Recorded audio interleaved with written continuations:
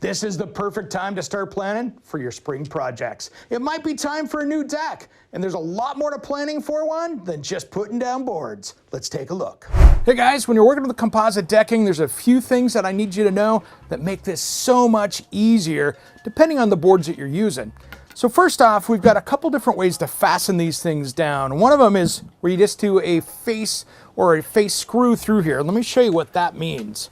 What this is a composite decking that's got a rubberized surface on the outside. We did some projects earlier in the year with it. What I like about this stuff is that I can actually go through and do a screw right through the face of it, and it actually closes up around it. Let me show you that.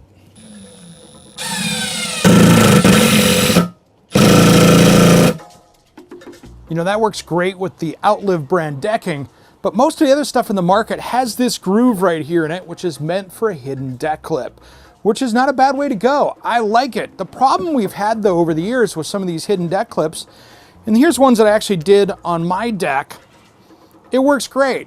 But the issue that I have with it is that they kind of slide around a little bit.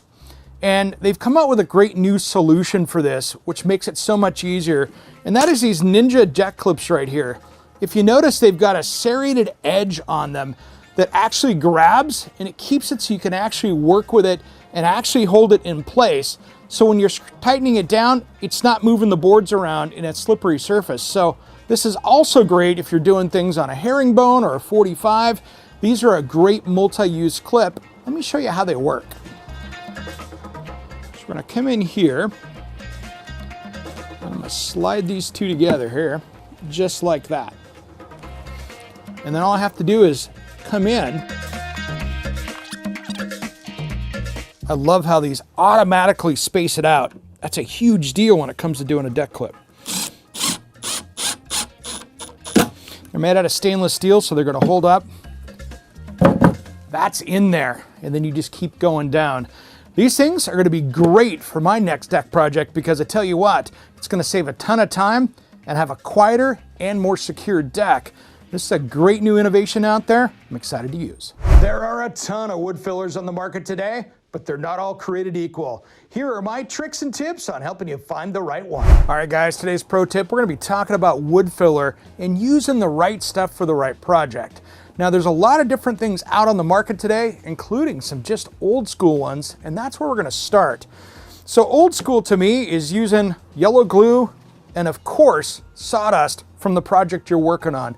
This is something if you're gonna be doing a lot of staining or you're gonna be keeping it a natural wood, it does look a little bit better. So let me show you how to do that here first. And I'm just gonna do it right here on the cardboard. So I'm just gonna mix up some glue here real quick.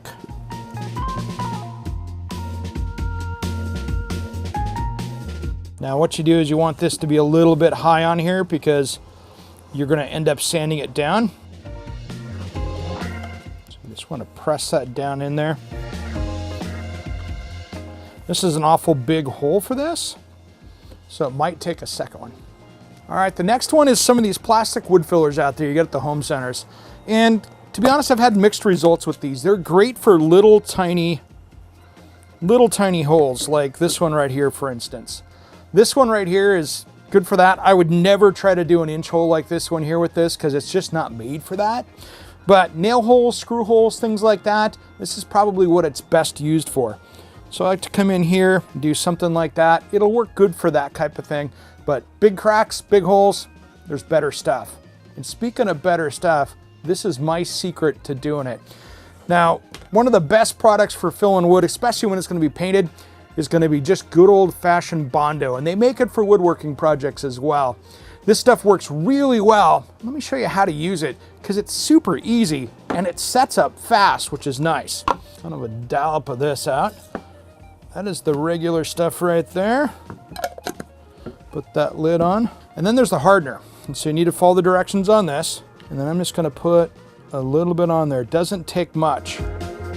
This entire tube is meant to be the hardener for this entire can, so use it sparingly. You'll notice it gives a little bit of a color change here.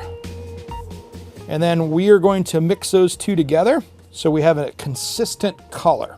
Now I'm gonna go to the hole right here. There we go. If this is a painted surface, that's my favorite way to go. When you're doing moldings or anything like that, or doing some repair work on something that has to be painted, good old Bondo inside is perfect. Now here's the thing, I wouldn't use it outside for an exterior application because it does like to suck the water in. So outside, there's some epoxies and things, but for inside, it's the best way to fill wood.